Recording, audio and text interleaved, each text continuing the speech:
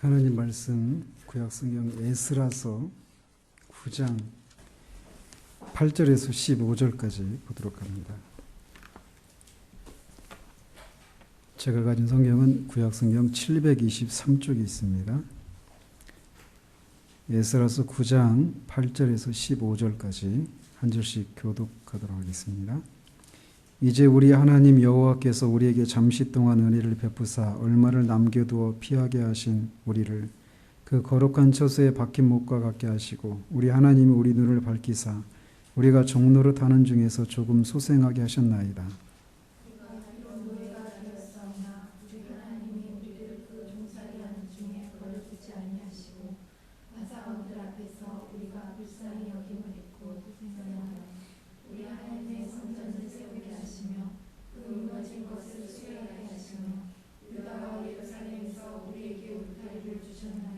우리 하나님이여 이렇게 하신 후에도 우리가 주의 계명을 저버렸사오니 이제 무슨 말씀을 하오리이까?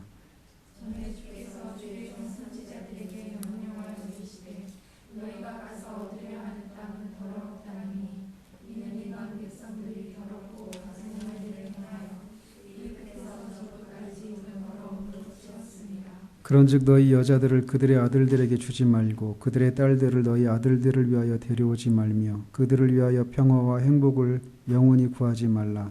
그리하면 너희가 왕성하여 그 땅의 아름다운 것을 먹으며 그 땅을 자손에게 물려주어 영원한 유산으로 물려주게 되리라 하셨나이다.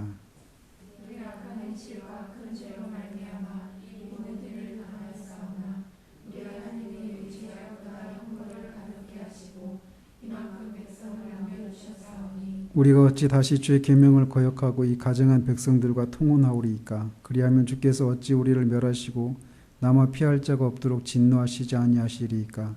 이스라엘의 하나님 여호와여 주는 의로우시니 우리가 남아 피한 것이 오늘날과 같사옵거늘 도리어 주께 범죄했사오니 이로 말미암아 주 앞에 한 사람도 감히 서지 못하겠나이다 하니라. 아멘. 오늘은 에스라서를 살펴보도록 합니다.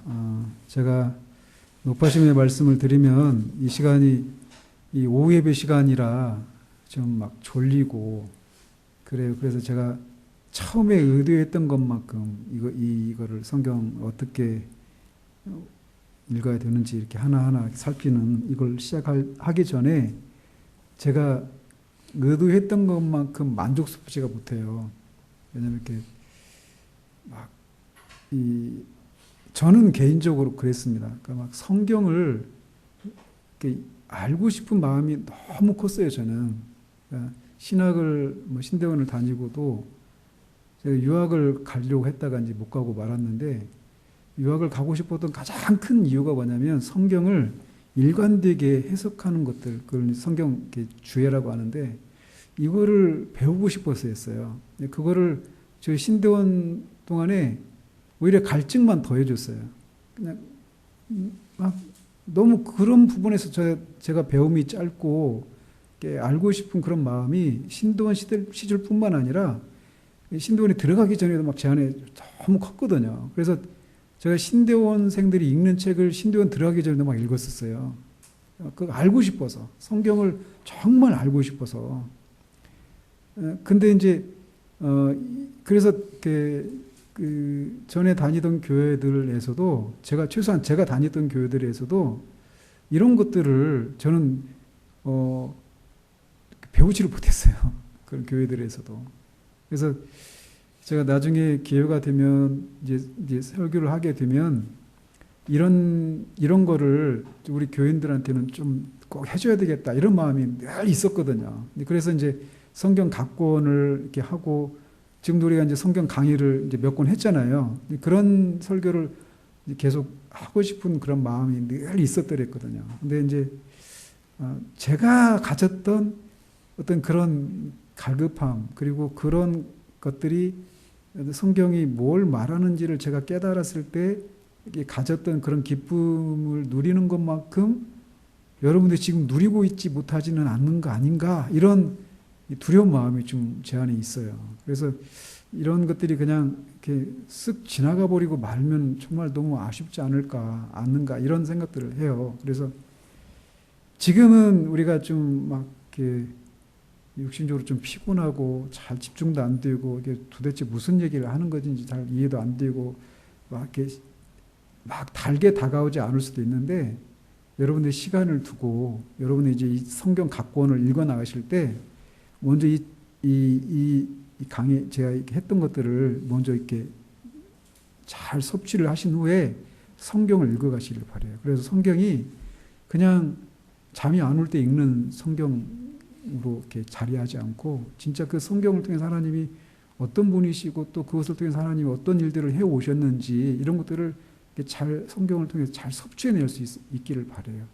그래서 이번 주도 저는 개인적으로 이렇게 마태복음, 마가복음, 누가복음 이렇게 읽어가면서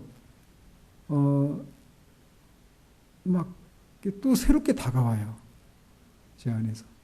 성경이 늘 여러분들이 신앙을 성경으로 돌아가야 돼요. 성경을 개인적으로 읽고 연구하고 이런 대로. 그래서 성경을 읽는데 꼭 도움이 되시기를 정말 바람하지 않습니다.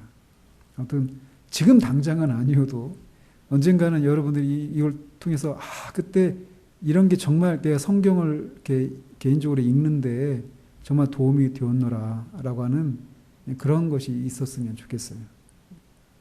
그래서 오늘은 이제 에스라서를 우리가 살펴보는데 에스라서라고 하니까 에스라서의 저자가 당연히 에스라겠거니라고 생각할 수 있잖아요. 그런데 이 에스라서라고 이 명명되어진 이 책의 저자도 누구인지 확실치가 않습니다. 왜냐하면 이 에스라서가 10장으로 되어 있는데 1장에서 6장까지는 에스라 이전에 일어난 사건들에 대해서 설명하고 있어요. 근데 이 부분을 누가 기록했는지 밝히고 있지 않습니다. 반면에 7장에서 10장까지는 에스라서가 중심 인물이고 여기 화자도 에스라 자신 이제 대부분이 1인칭으로 쓰여 있어요. 내가라고 한 이런 표현을 통해서 에스라가 이것을 쓰고 있다라고 하는 것을 분명히 보여주고 있는 부분들이 있기 때문에 7장에서 10장은 분명히 에스라가 썼을 것이다 이렇게 추론할 수 있지만 그 앞의 내용들은 누가 썼는지 정확히 알 수가 없습니다. 그래서 에스라서를 최종적으로 이렇게 기록한 저자가 누구인지는 분명히 알 수 없다 이렇게 말할 수 있습니다. 어떤 학자들은 역대기를 쓴 사람이 에스라서를 기록했다라고 말을 합니다. 그리고 제가 우리 교회에서 느헤미야 한번 강의했잖아요. 그러니까 느헤미야 하면서도 말씀드렸지만 이 에스라서와 느헤미야가 원래 한 권의 책이었습니다. 지금 이렇게 나누어져 있죠. 원래는 한 권의 책이었어요. 오리겐이라고 하는 교부 시대에 와서 그때 3세기에 와서야 이 책이 이제 두 권으로 나뉘어졌는데 한 권으로 되어 있었어요. 그 얘기는 뭐냐면 에스라서와 느헤미야서가 한 저자에 의해서 기록이 되었을 거다. 이렇게 추론할 수 있다는 거죠. 그리고 내용들도 겹치는 부분들이 많고요. 그리고 에스라서는 주로 성전을 재건하는 일들이 기록이 되어 있고 느헤미야서는 성벽을 재건하는 일이 기록되어 있잖아요. 근데 어때요? 지금 우리가 방금 읽은 구절들 보면 9장에 보면 9장 9절에 보면 그 뒷부분에 우리 하나님의 성전을 세우게 하시고 그 무너진 것을 수리하게 하시고 유다와 예루살렘에서 우리에게 울타리를 주셨나이다. 이게 뭐겠어요? 울타리 주셨다는 얘기가 성벽을 재건하는 것과 관련돼 있겠죠. 그러니까 이 성벽 재건에 대한 얘기가 주로 느헤미야서에 나오지만 에스라서에서도 이 내용이 나온단 말이에요. 그래서 이 에스라서와 느헤미야서의 저자가 같은 저자일 것이다 이렇게 추론하는 것이 합리적입니다. 근데 누군지 정확히 몰라요.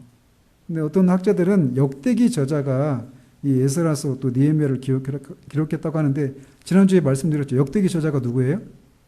몰라요.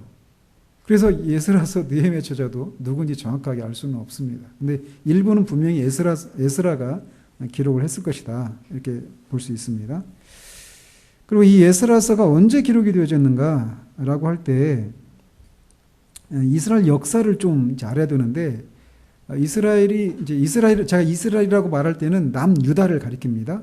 이 남유다가 최종적으로 멸망한 때가 주전 586년이에요.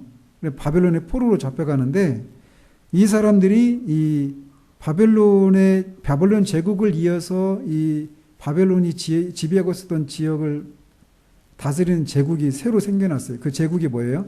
어떤 제국이에요? 여기서 바사라고 하죠. 바사가 페르시아예요. 페르시아. 오늘날 이란을 중심으로 한 그 지역이 있는 거죠.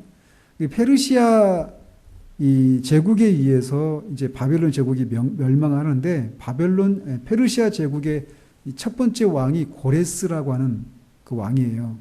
그 역사적인 키레스라고 이렇게 이름 되어 있을 거예요. 근데 이 왕은 다른 민족들에 대해서 굉장히 유화 정책을 썼습니다. 그래서 바벨론이나 그 바벨론 이전의 아수르 제국 같은 경우는 굉장히 강코한 정책을 썼어요. 그래가지고 강압 정책을 써서 식민 지배 사람들을 막 곳곳에 막 흩어져 살게 했어요. 왜냐하면 그런 정책들이 어때요? 자기들 보기에는 통치하기가 쉽겠죠. 뭉치면 반란을 일으킬 수 있으니까 말이에요. 그래서 뭐 여기저기 흩어져 살게 했단 말이에요. 근데 이 페르시아 제국의 고레스 왕은 유화 정책을 썼어요. 그래서 식민지 지배국에 속한 사람들에게 각자의 원래 그 나라로 돌아가도록 하는 이런 유화 정책을 썼습니다. 그리고 그 민족들이 섬겼던 신들을 섬길 수 있도록 하는 그런 종교의 그런 자유도 허락을 했어요. 그래서 이제 이스라엘도 돌아올 수 있었는데 그때가 처음으로 돌아온 때가 주전 538년에서 535년 사이라고 할 수 있습니다. 그게 첫 번째로 돌아와요. 이스라엘이 바벨론에서. 근데 이스라엘이 몇 번에 걸쳐서 돌아온다고 말씀드렸죠? 손가락을 펴고 있네요. 3번에 걸쳐서 이렇게 돌아옵니다. 1차로는 예수아와 그 여호야긴, 이스라엘의 그 왕 중에 여호야긴이 바벨론의 포로로 잡혀갔단 말이에요. 근데 그 왕이 나중에 그 왕권이 복귀된 건 아니지만 그 감옥에서 풀려나잖아요. 그래서 왕 앞에서 양식을 먹고 살아요. 여호야긴의 아들이 누구냐면 스룹바벨이에요. 스룹바벨. 그 손자가. 그래서 이 여호야긴의 손자 때에 이제 돌아오는 거예요. 그 예루살렘이 총독이 되어서. 그러니까 그렇게 해서 이제 계속 다윗 언약이 그렇게 이어지는 거예요. 시드기야는 다 죽고 시드기야 아들도 다 죽어서 다윗 왕조가 다 끝나버린 것 같았지만 그 전에 이 여호야긴을 살려둬서 그를 통해서 다윗 왕조가 계속 이어지게 하셨단 말이에요. 근데 어쨌든 1차 때 이 스룹바벨과 예수아를 중심으로 해서 예루살렘에 돌아옵니다. 돌아온 사람들이 가장 먼저 한 일이 뭔지 아세요? 성전을 건축하는 거였어요. 성전을 건축하고 성전을 건축하는데 돌아와서 다음 해부터 성전을 건축해요. 돌아온 다음 해부터. 근데 방해를 받죠. 그래가지고 16년 동안 짓지를 못합니다. 돌아오고 나서도. 그리고 나서 16년이 되어서야 다리오 왕 때 다시 성전 재건을 다시 시작을 해요. 그래가지고 4년 만에 완성을 합니다. 성전을. 그 시기가 언제냐면 주전 516년이에요. 그래서 그게 이제 그 1장에서 6장에서 다루고 있는 내용이에요. 그러니까 1장에서 6장을 기록한 시기는 최소한 이 성전이 완성된 이후겠죠. 그러니까 아무리 빨라도 주전 516년이에요. 그리고 이제 7장에서 10장은 성전이 건축된 이후에 50년이 지난 후에 에스라가 2차로 에스라를 중심으로 해서 이 유대 사람들이 이 예루살렘 지역으로 다시 들어옵니다. 2차 귀환이에요. 이게. 그때가 주전 458년이에요. 그 내용들, 그리고 그 예루살렘으로 돌아오는 과정, 그리고 예루살렘으로 돌아왔더니 거기에 이미 정착하고 있는 사람들이 이방인들과 결혼하고 그렇게 하고 있는 이런 모습을 보면서 막 하나님 앞에서 통탄하고 있는 모습이 9장, 10장입니다. 그러니까 그때가 주전 458년 정도 돼요. 그러니까 그리고 아까 성벽을 건축한 내용도 있죠. 근데 이 성벽을 건축한 것은 이 예스라가 들어온 지 13년 뒤에 느헤미야가 들어와요. 느헤미야가 세 번째로 이제 3차 귀환을 하는 겁니다. 느헤미야를 중심으로 해가지고. 그러니까 이 7장에서 10장까지는 성벽이 재건된 이후에 기록이 되었다라고 볼 수밖에 없죠. 그래서 에스라서가 빠르면 433년에서 좀 늦다면 424년 이 정도 사이에 저술이 되었다 이렇게 볼 수 있습니다. 에스라서의 이 저자가 주로 관심을 보이고 있는 부분은 바벨론 땅에서 포로로 살고 있던 유다 백성들 가운데 일부가 고국으로 돌아온 것과 관련된 역사적인 사실들을 기록하는 것이었어요. 그래서 그런 역사적인 사실들을 알려주기 위해서 여러 가지 그 명단들과 목록들을 제시합니다. 또 때때로 그런 사실들을 어떤 서술이나 이야기 형식으로 소개해주고 있어요. 그런데 그런 이야기들을 그런 어떤 역사적인 사실들을 이렇게 서술해 나가는 과정 속에서 항상 이 자신의 종교적인 동기와 결합을 시켜서 그 얘기들을 전개해 나가고 있다는 것입니다. 즉 저자는 그 시대에 일어났던 사건들을 선택해서 역사적인 사실들을 독자들에게 알려주고 있는 거예요. 그리고 그런 사실들을 통해서 저자는 하나님이 자기의 언약을 신실하게 지키신다라고 하는 종교적인 교훈을 깨우쳐 주고자 하고 있다는 것입니다. 그리고 이 하나님의 백성이 이 개인적인 생활뿐만 아니라 공동체 전체의 생활 속에서도 하나님의 율법에 일치하는 거룩한 삶을 살아야 할 필요성이 있다라고 하는 것을 가르치려고 하고 있다라는 거예요. 그래서 이 에스라서의 이 주제는 이스라엘의 새로운 공동체가 첫째로는 여호와에게 예배 및 제사를 드리는 것, 그리고 둘째는 율법을 신실하게 지켜야 될 것을 강조하고 있다라고 할 수 있습니다. 그래서 이것을 에스라서를 기록한 목적이나 계기나 또 그런 배경이 뭔가를 살펴보면 이렇습니다. 예루살렘과 이 유다 지역으로 이렇게 귀환한 이스라엘 백성들, 새로운 이스라엘 백성 공동체는 하나님의 백성으로서의 자신들의 정체성을 유지하기 위해서 힘든 싸움을 안팎에서 하고 있었습니다. 그러니까 그들이 예루살렘으로 다시 돌아왔지만 성전을 건축하고 또 그 안에서 하나님 백성으로서의 그런 독특한 공동체를 드러내는 삶, 그건 무엇을 따라 살아가는 것이겠어요? 율법을 따라 살아가는 거겠죠. 율법을 따라 살아가면서 하나님 나라의 백성으로서의 독특한 그 정체성을 드러내면서 살아야 되는데 그런 삶을 살아가는데 어려움을 가지고 있었다라는 거예요. 이 새로운 공동체들이. 그 이유, 두 가지 어려움이 있었는데 그 이유가 하나가 뭐냐면, 이 예레미야 선지자의 언급에 의하면 이 새로운 공동체는 70년, 그러니까 포로로 잡혀간 지 70년이라고 하는 긴 세월 동안 포로 생활하던 사람들로 구성되어 있습니다. 그렇지 않겠어요? 포로 생활하던 사람들이 들어온 거예요, 이방 땅에서. 그런데 이 바벨론에서 포로 생활하던 사람들은 그러니까 예루살렘으로 자기 고국으로 돌아왔지만 70년 동안 거기에서 살다가 돌아왔기 때문에 자기의 고향이다, 자기의 고국이라고 할 수 있지만 사실은 거기가 이방 땅과 같은 그런 곳이 되었던 거죠. 70년 동안 떠나 살다가 돌아왔기 때문에. 그 땅에는 빈 땅, 비어있는 땅이 아니었어요. 예루살렘, 그들이 돌아왔던 예루살렘과 유다 지역이 포로로 잡혀갔던 사람들이 귀환했을 때 그냥 비어있는 땅이 아니라 포로로 잡혀가지 않았던 사람도 있었죠. 그리고 거기에는 이 사마리아를 중심으로 해서 이방의 족속들도 그 지역에 들어와 있었단 말이에요.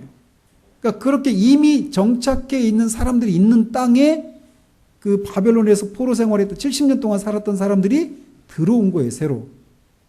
그러니까 오히려 이 사람들이 원래 살고 있었던 사람들에게 이방인과 같은 그런 처지에 있는 거죠. 그리고 이 사마리아의 지도자들은 이 유프라테스 강 건너편에 있는 이 페르시아 지역을 사실상 주관하고 있었어요. 이 사마리아의 지도자들이. 그런데 그 예루살렘 지역에 스룹바벨이라는 총독이 들어오는 거예요. 그 뒤에는 느헤미야라고 하는 총독도 들어오고. 그러니까 어때요? 자기들의 관할 지역에 새로운 총독이 들어오는 거예요. 그러니까 기존에 있는 사마리아의 지도자들이 좋아할 수가 없죠. 그죠? 그래서 그것을 싫어했단 말이에요. 그래서 그 땅에 살고 있던 이 반대의 직면에서, 그 땅에 살고 있던 사람들의 반대의 직면에서 포로 생활에서 돌아온 사람들은 자신들이 이 땅에 대해서, 예루살렘과 유대 땅에 대한 소유권과 거주권을 가지고 있다라고 하는 것을 입증해야만 했어요. 그러니까 자신들이 여기에 살 수 있는 권리가, 정당한 권리가 있다라고 하는 것을 입증할 필요가 있었던 것이죠. 이 새롭게 들어온 사람들이. 비록 이 포로 생활에서 돌아온 유다 백성에 대한 이 페르시아 제국의 왕들의 태도가 시대에 따라서 서로 달랐어요. 그래서 성전을 재건하라고 보냈는데 아닥사스다 왕은 또 반대하고 다리오 왕 때 다시 허락하고, 이런 식으로 이 예루살렘 지역의 이 유대인들을 향한 이 페르시아 제국의 왕들의 태도가 시대마다 달랐어요. 그렇지만 그렇게 달랐지만 그 왕들의 마음을 움직이신 하나님의 도우심을 통해서 그들은 자신들의 정당한 권리를 주장할 수 있었어요. 근데 그 과정 속에서 그 과정이 만만치 않았다고 하는 것을 이제 에스라서가 보여주고 있는 거예요. 그들이 거기 와서 정착하는 것이, 고레스 왕이 가서 성전 짓고 거기서 너희들의 그런 자치권을 이렇게 행사하면서 여호와 하나님을 섬기는 그런 일을 해라, 이렇게 말을 했지만 그냥 와서 그냥 쉽게 모든 것이 다 그냥 쉽게 다 그 성전도 재건되고 여호와를 섬기는 그런 그 신앙생활을, 자신들의 독특한 정체성을 유지하며 살아가는 이 신앙생활을 그냥 쉽게 할 수 있던 것이 아니었다라고 하는 것을 먼저 보여주겠다라는 것이죠. 그 기존에 있는 사람들과 주변에 있는 사마리아 지도자들의 그 방해 때문에 먼저 그걸 보여주고 있어요. 그리고 이 에스라 시대 이 새로운 이스라엘 공동체는 불안정한 상태에 놓여 있었다는 것입니다.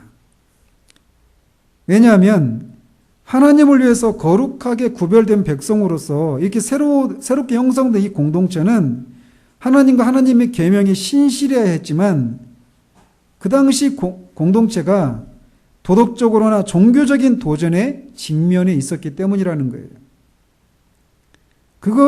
그것이 어떤 것이었냐면 예루살렘에 도착하고 나서 에스라가 그걸 본 겁니다. 포로 생활에서 돌아온 사람들 중에 일부가 이방 여인들과 결혼해서 살고 있었다라는 거예요. 그래서 이것은 이게 새로운 공동체가 세워져 나가는 데 있어서 아주 위험한 요소였다라는 것입니다. 왜냐하면 이방 사람들과의 결혼은 하나님과 하나님 백성 사이에 맺어진 언약의 끈을 느슨하게 만들 것이 분명하기 때문이에요. 그래서 에스라서와 느헤미야서에서 이 새로운 이스라엘 공동체에게 강조하고 있는 게 뭐냐면 그 땅의 사람들, 그러니까 이 새로운 공동체가 오기 전에 살고 있었던 그 유대 지역과 그 주변에 있는 사람들, 그 사람들을 그 땅의 사람들이라고 구별을 하거든요. 그래서 그 땅의 사람들과 구별되는 삶을 살아야 한다라고 하는 것을 강조합니다. 왜냐하면 그 땅의 사람들은 여호와를 믿지 않았기 때문에. 그래서 그들과는 구별된 삶을 살아야 된다라는 거예요. 종교적으로나 도덕적으로. 그 첫 번째가 뭐냐면 그 이방 여인들과 결혼을 하면 안 돼요. 이방 사람들과, 그 땅의 사람들과. 그런데 그걸 하고 있다라는 겁니다.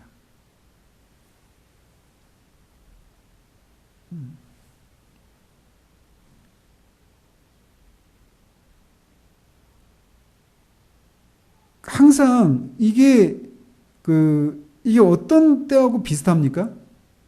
이런 게 이렇게 그 땅에 있는 사람들과 결혼을 하지 말라라고 한 이 에스라가 느헤미야가 강조하고 있는데 그것은 어떤 상황과 연관이 있어요? 이스라엘이 처음으로 가나안 땅에 들어갔을 때 그 땅의 사람들과 서로 통혼하지 말라고 하잖아요. 왜 그래요? 결국은 그 땅의 사람들이 섬기는 우상을 섬기게 하는 일들로 이끌어갈 것이기 때문에 그렇게 경고를 하셨던 것이 있거든요. 그것과 연결되는 겁니다. 새로운 이 공동체가 다시 이 약속의 땅으로 들어올 때 기존에 있었던 그 땅의 사람들과 통혼하지 말아야 된다라고 하는 것을 이렇게 말해주고 있는 거예요. 특별히 에스라가 지금 여기서 기도하고 있는 것처럼 기도하고 있는 것에서 볼 수 있는 것처럼 이스라엘 백성들이 하나님의 심판을 받은 것이 바로 이런 우상 숭배 때문이다라고 하는 것을 그가 분명히 인식하고 있는 거예요. 우상 숭배하고 하나님의 계명을 어기지 않은 것 때문에 하나님의 심판을 받아서 바벨론으로 포로로 잡혀갔는데 하나님이 자신들이 저지른 죄보다도 죄보다도 작게 형벌을 내리셔서 그 중에 일부를 이렇게 이 땅으로 돌아오게 하셨는데 이들이 다시 그 전에 지었던 죄를 다시 짓고 있는 것을 통탄하고 있는 거예요. 그 현실들을 보면서 그러지 말아야 할 것을 보여주고 있다는 것입니다.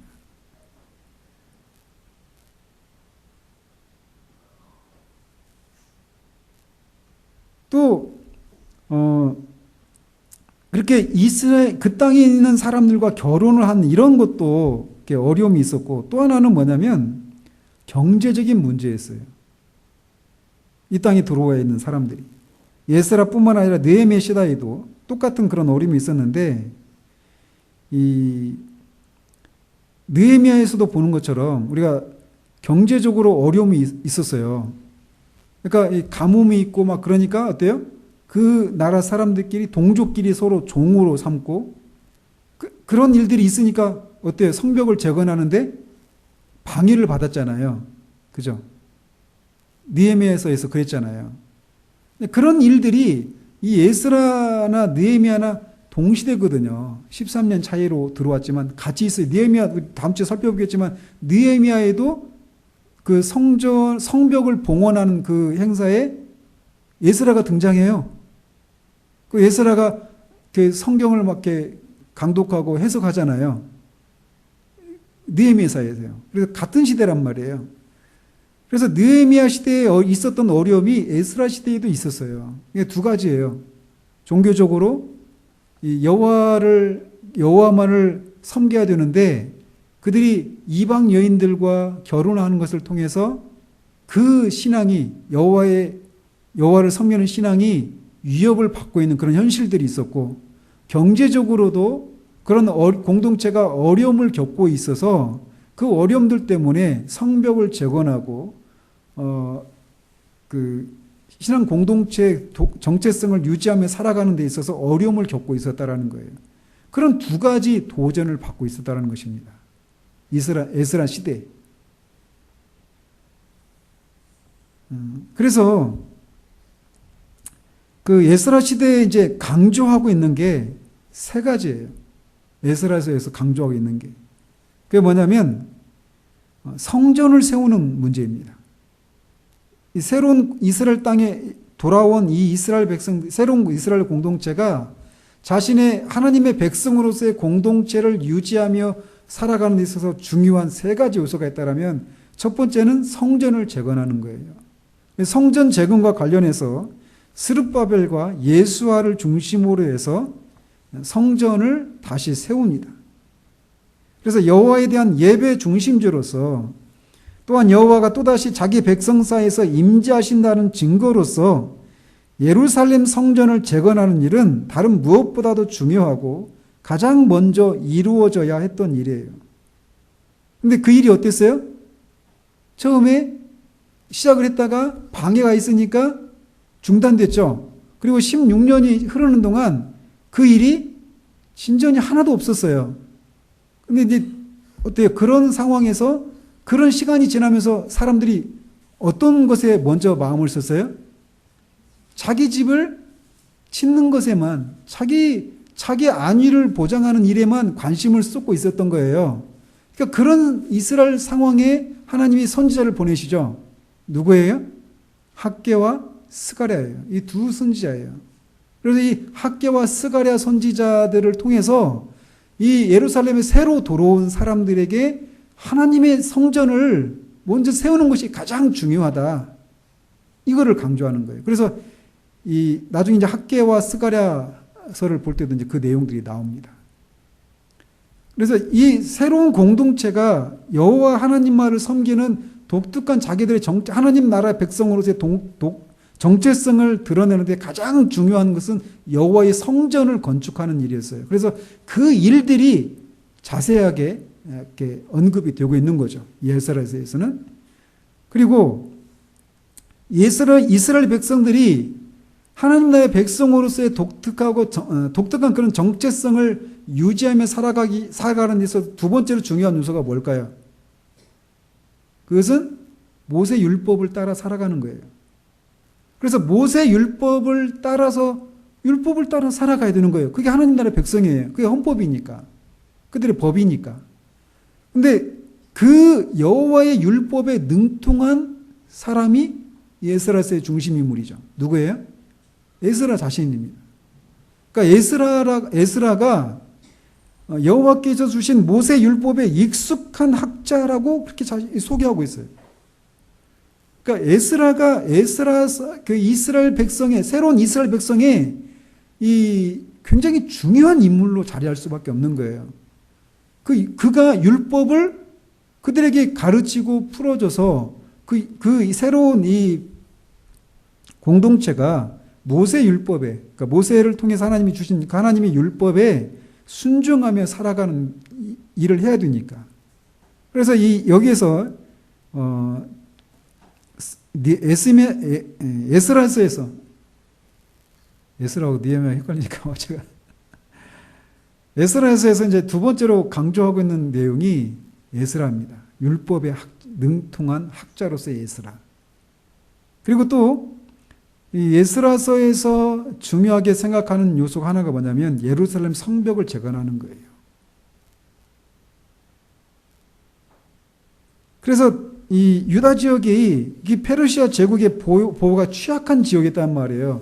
비교적 멀리 떨어져 있는 곳이었단 말이에요. 그래서 주변의 사마리아 총독들이 이런 사람들에 의해서 공격을 받아서 새로운 여호와 하나님을 섬기는 이런 새로운 공동체로서의 그런 정체성이 위협받을 수 있는 상황이었단 말이에요. 그래서 성전을 재건하는 것뿐만 아니라 성벽을 재건하는 일도 굉장히 중요했던 일이죠. 그래서 이 성전 재건, 율법을 가르치는 거, 그 다음에 성벽을 재건하는 이 세 가지가 굉장히 중요한 내용들입니다. 에스라서나 느헤미야서 다 똑같이. 이렇게 성전 재건과 율법 교육 및 준수, 그리고 성벽 재건이라고 하는 이 과제는 서로 밀접하게 연결되어 있습니다. 비록 에스라에게는 율법을 교육하고 준수하는 것에 대한 책임이 주어졌지만 이 페르시아의 아닥사스다 왕은 에스라에게 성전을 위한 그릇들과 예물들을 주어서 예루살렘 성전에서 섬기던 제사장들에게 그것을 전달하게 했어요. 그래서 에스라가 뒤에 이제 율법을 교육하고 준수하는 것에만 관련을 맺는 것이 아니라 여호와의 성전에서 쓸 그런 그릇들을 가지고 와서 제사장들에게 주는 것을 통해서 예루살렘 성전에서 여호와를 섬기고 제사 드리는 일에도 기여했다라는 것이죠. 또한 에스라서 및 느헤미야서는 에스라와 느헤미야 사역이 서로 부분적으로 겹치고 있다라고 하는 것을 알려줍니다. 아까 말씀드린 그런 내용들이에요. 느헤미야 8장에 성벽 재건이 뜬 다음에 봉헌식을 하는데 그 봉헌식 하는 그런 과정에서 에스라가 역할들을 합니다. 그래서 성벽 재건하는 그런 과정에서 에스라와 느헤미야가 서로의 사역이 겹치고 있다라고 하는 것을 보여주고 있어요. 그래서 에스라 및 이 느헤미야서의 저자는 이런 다양한 관심사가 서로 균형을 이루게 하고 있어요. 비록 그들이 때때로 대적들의 반대에 부딪히기도 했지만 하나님은 자기의 약속을 신실하게 지키셔서 새로운 이스라엘 공동체를 회복시켜 주셨습니다. 그래서 에스라서 및 느헤미야에서는 새로운 이스라엘 공동체가 이 점에 대해서 하나님께 감사하는 것이 표현되어 있어요. 사실상 바벨론 땅에서의 이 포로 생활 이후에 이전에 주어진 약속의 땅에 하나님의 백성이 다시 살게 된 것은 하나님의 예언이 성취되었다라고 하는 것을 의미합니다. 하나님께서 이 포로 생활에서 돌아오게 하시겠다라고 예레미야를 통해서 예언해 주셨잖아요. 그것이 성취가 된 거예요.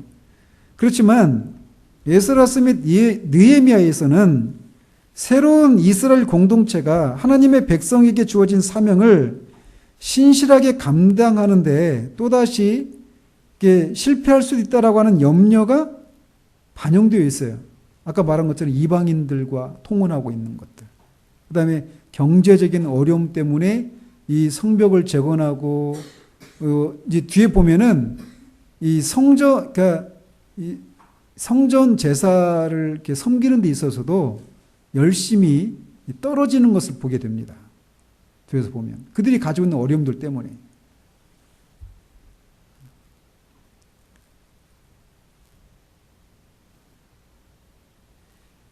그래서 결국 특별히 느헤미야와 에스라의 기도를 통해서 기도하는 이 부분에서 에스라서와 느헤미야서의 저술 목적이 이렇게 나와 있다고 할 수 있어요. 근데 에스라서에 주로 있는 이 기도는 이스라엘 백성들이 새로운 이스라엘 이 공동체가 자신에게 주어진 이 하나님의 사명을 충분히 감당하지 못할 수 있는 그런 위험에 노출되어 있다라고 하는 것을 이렇게 알리고 그런 것들을 하나님 앞에 회개하고 있는 이런 내용들이 주를 이루고 있다라고 할 수 있습니다. 그래서 결국은 이런 상황들을 통해서 말하고 있는 게 뭐냐면 하나님의 약속들에 대한 소망을 마음속에 변함없이 간직하도록 권면하고 있어요. 왜?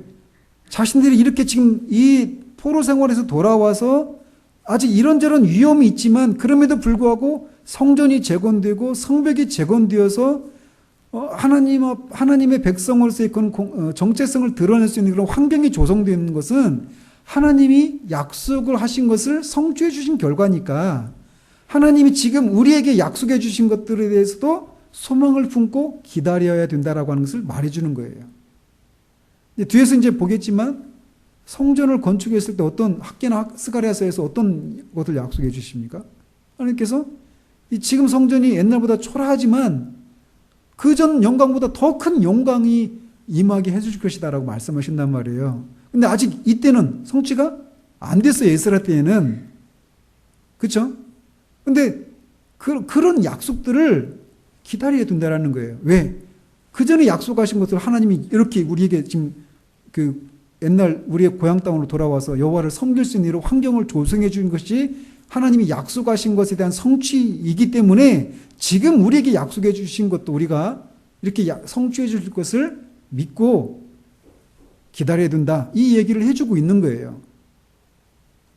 그리고 또 이들에게 하나님이 새롭게 하나님 은혜를 베풀어 주셔서 여호와를 섬기는 하나님의 백성의 그런 새로운 공동체를 형성할 수 있도록 해주셨는데 그 목적이 뭐냐? 너희들이 이전에 실패했는데 다시 그 실패를 하지 말라라는 겁니다. 여호와를 섬기는 제사와 또 여호와의 율법을 지키는 그런 삶을 살아서 하나님의 백성으로서의 그런 독특한 정체성을 드러나는 그런 너희들의 그 존재 이후에 합당한 삶을 살아야 된다라는 거예요. 그런 삶을 살라라고 하는 것을 권면해주고 있는 거예요. 결국은 에스라서를 통해서. 그래서 이 에스라서에는 어떤 내용들이 부각되어 있느냐면 첫 번째로는 여호와는 자기의 약속들을 신실하게 지키시는 분이시다 라고 하는 것을 보여주고 있습니다. 그러니까 에스라서에 있는 이 이스라엘 백성들이 지금 이 예루살렘 땅에 와서, 예루살렘과 유다 땅에 와서 살고 있는 거, 예루살렘 회파됐던 그 예루살렘 성전이 다시 복원되고 무너졌던 성벽이 다시 재건되는 이 자체가 하나님은 약속들을 지키시는 분이시다라고 하는 것을 보여주고 있는 거예요. 그뿐만 아니라 동시에 그것은 여호와의 자비는 자신의 진노보다 크다라고 하는 것을 보여줍니다. 그래서 에스라서가 그걸 얘기하잖아요. 그죠? 우리 하나님이 우리 죄악보다 형벌을 가볍게 하시고 이만큼 백성을 남겨주셨다. 이렇게 말하는 거예요. 자신들이 하나님께 지은 형벌을 생각하면 다 진멸해도 당연하다라는 것이죠. 그런데 하나님께서 그 자신들의 지은 그 형벌에 대한 진노보다 하나님의 자비가 더 커서 그 백성들의 일부를 남겨주셔서 여기 지금 우리를 정착하게 해서 다시 여호와를 섬기도록 했다라고 하는 것을 말해주는 거예요. 그것을 통해서 여호와의 자비는 여호와의 진노보다 크다라고 하는 것을 보여주고 있다는 것입니다. 또 뿐만 아니라 여호와는 자기의 섭리로 자신의 위대한 계획들을 반드시 성취하신다라고 하는 것을 보여줍니다. 근데 어떻게 하느냐면 특별히 이 세상의 강력한 통치자들을 통해서도 자기의 계획들을 이루신다라는 거예요. 그러니까 어때서 여기 사마리아 지도자들이 방해를 했잖아요. 페르시아의 그 왕들에게 막 상소를 올려가지고 그 공사가 중단됐단 말이에요. 근데 나중에는 어떻게 됩니까? 예레미야 올 때 그 지도자들에게 사마리아의 그 총독들에게 뭐라고 그래요? 여호와의 성전을 짓는 데 방해하면 너희 멸문지화를 시키겠다 이렇게 말해요. 쉽게 말하면. 그리고 거기에 필요한 그 재료들 다 제공해라. 그리고 거기에 필요한 그 재물을 드리는 것도 그 요구되는 것 그들이 달라고 하는 대로 다 줘라. 누구를 움직여서요? 제국의 왕을 움직여서. 그러니까 오히려 그 방해하는 세력들을 하나님이 그 제국의 통치자들을 움직이셔서 그 하나님의 계획하신 일들을 이루시는 그런 하나님의 섭리를 보여주고 있다는 것입니다. 그게 우리에게 어떻게 다가오겠어요?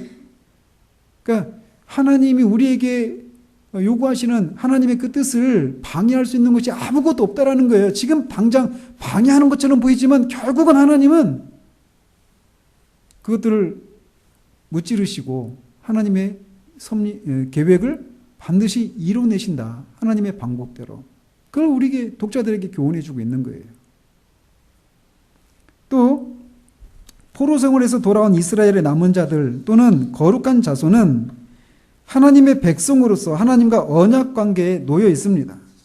따라서 그들은 하나님의 율법을 지킴으로써 자신들의 정체성과 특성을 나타내야 한다라고 하는 것을 보여주고 있어요. 또 어떤 사람이 어떤 민족에 속해 있다고 해서 그 사람이 반드시 하나님의 백성에 속하는 것은 아니다라고 하는 것을 이 에스라서는 우리에게 교훈해 주고 있습니다.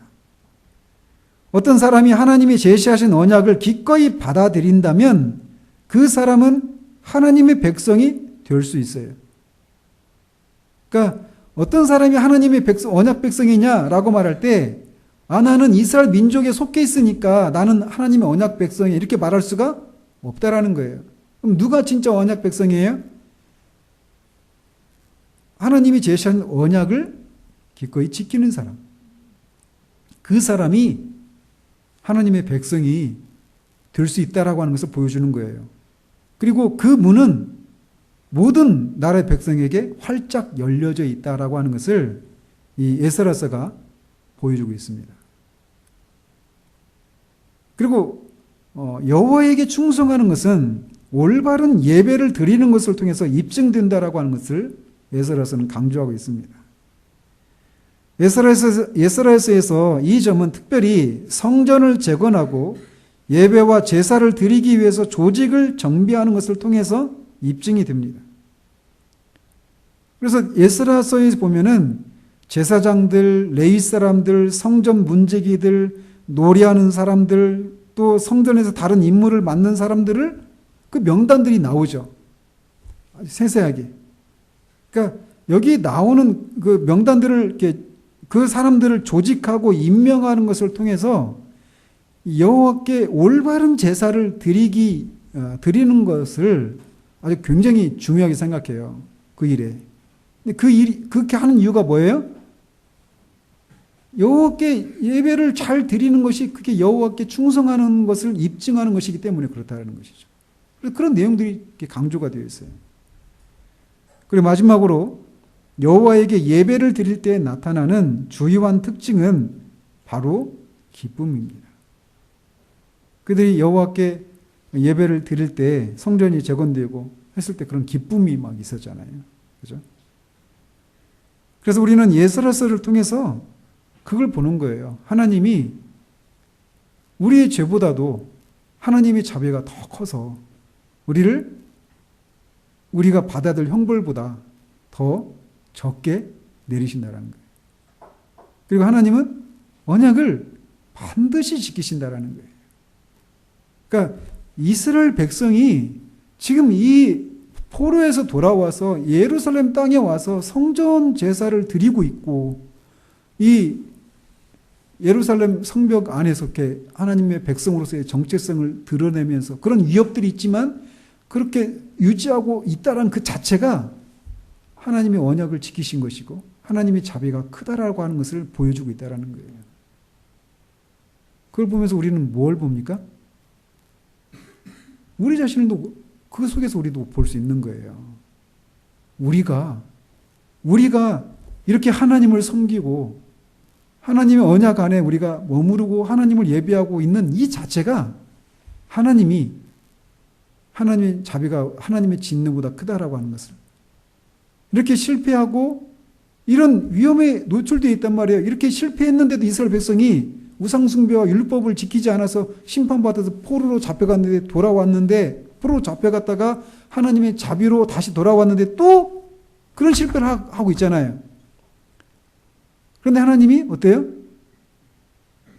그들 흩어버리지 않아요. 기회를 주시는 거예요. 그러니까 이런 것을 통해서 우리는 하나님이 긍휼에 풍성하신 분이시다라고 하는 것, 자비로우신 분이라고 하는 것을 우리가 기억하고 이 에스라가 이 독자들에게 여호와를 섬기는 백성으로서 그런 정체성을 유지하며 살아가는 것이 중요하다라고 하는 것을 일깨우는 것처럼 우리가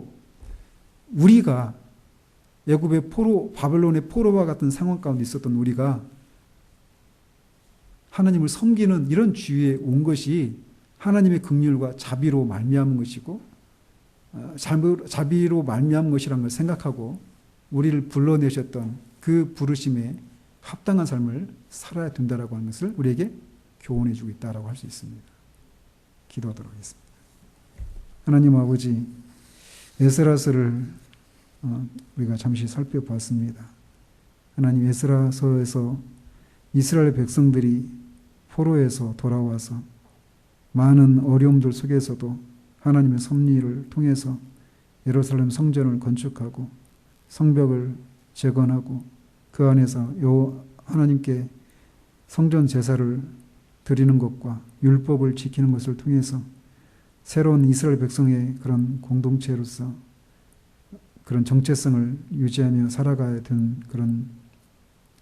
살아가야 함을 강조하고 있는 이 에스라서를 우리가 살펴보았습니다. 하나님, 그것을 통해서 하나님의